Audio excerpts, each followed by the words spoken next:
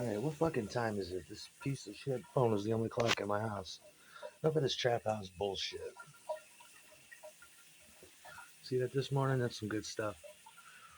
You know, computers make things a lot worse. I mean, you can to explain this massive clusterfuck by some jealous people 32 years ago. I don't have enough time here or enough volition to do it. But after the computer stalking started, they started. Oh, we can go back retroactively now and displace time and fuck with Aaron, all the shit Aaron grew up with, like Mambo X and Dominic's Dirty Face and we could pull up his favorite record, local record, Son of Hudson Rock. That's not fucking you. Mambo X was a very popular band in the 1980s around here. And I used to see them all the time. I used to buy their records. They had a girl singer. I knew them from their song Lunar Afternoon with the B-side Too Much Thought. And then I get on SoundCloud and I'm going through songs and people are sending me songs, it looks like. And I had Invisible Sister, which that probably means cyst. But I'm here with my gorgeous skin for the past 25 fucking years. And this guy running around calling himself Roger Armstrong or some shit. Raya, Raja, a band I went to school with. There was two bands or three bands in my school, and I was in two of them. Chronic Disorder and probably Aberration. Maybe three bands at the time. Yeah, probably three, but and Aberration. Raya, which looks like Raja, was led by Phil Armstrong, and he used to spell his name Fila. That's what it looked like to me. And Rob Daly, the bass player, used to spell his name RRBD. The singer Chris Cagnina would spell it CRSC, and so on and so forth. Raja, as we was also me and Kevin Little's drug dealer. Raja. We called him Raja because he was a big black guy, and that's how he talked. Raja. Call Raja. You want me to get Raja on the phone? Call Raja. Because I've been hearing about this Raya shit for so long. And but Mambo X was a band that was on Real George's Back Room. They were in Buzz magazine all the time. Yeah, before you motherfuckers were on the moon, I was already there. And and Phil Armstrong, Fila, Philip Armstrong, used to go with Sue Frascator. I can't make this shit up. I don't. Computers weren't around then, and I can't go back in time, and I don't control the shit. But Phil Armstrong, Rob Daly, Rob went with Rachel, Phil went with Sue. That's how you get Philip or Phila or Lip or whatever the fuck he's calling himself now. Just get the fuck out of my world. I say that because I keep seeing the Raya and Raja group coming by my house every 10 seconds. Phil Armstrong was an asshole too. His mother was his brother Rodney. His mother was an extreme fucking born again Christian, and he was under the delusion that he was going to be famous.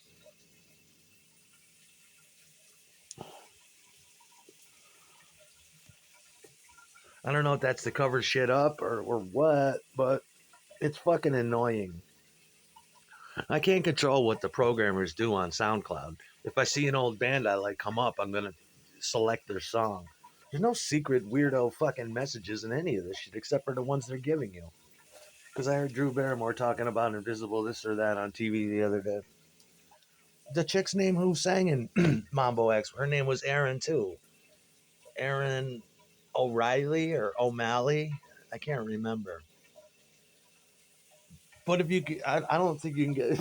But anyway, if you can get a hold of any of their material, I suggest you listen to Mambo X, Lunar Afternoon, 1986 MCE recordings, engineered by Andy Erst, recorded in Schenectady, New York. If you can get a hold of the 7 inch and send me one, I'd be pleased as fuck. It's a small hole 7 inch. Mambo X. I would like to be in a band with a chick like that. I would like to make music like that. I highly suggest you find that song and listen to it. Lunar Afternoon. Fucking great fucking song. Video was all interpolated black and white. All the white was black. It looked like it was on the fucking moon. Yeah. Sensuous, sexy singer. Great music. I don't know what the fuck you'd call it. I could still hear it in my head. Yeah, that's some good shit. And listen to any dirty face shit you can get your hands on too. That's the shit I grew up with. I was walking on the moon before Sting. That's me. Me and Francis should get a band and make a little Mambo X song type song out there in their panties singing Lunar Afternoon and shit. It's my little girl. How's my pussy doing out there, Dad? It sounds good, baby. It sounds good. Yeah, if you can get a copy of that, I wonder if anybody can get a copy of that. You should get me a copy of that.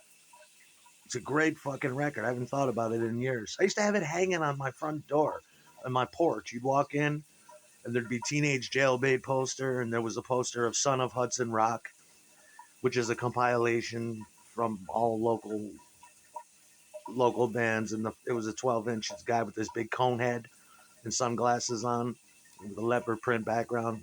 It came after Hudson Rock. For all the bands around here in the Hudson River. I had a poster, Hudson, Son of Hudson Rock. I had the remains on the wall, and I had my Mambo X pictures. I don't know why. Instead of throwing them out, I hung them up on the wall. That's some Buzz magazine shit. That's back in QE2 days. That's back before QE2 too. And that's some real George's back room shit you could see on public access late at night. If somebody send me a copy of that, Mambo X Lunar Afternoon. I'm trying to get a hold of that song for years. I wore the fucking record out.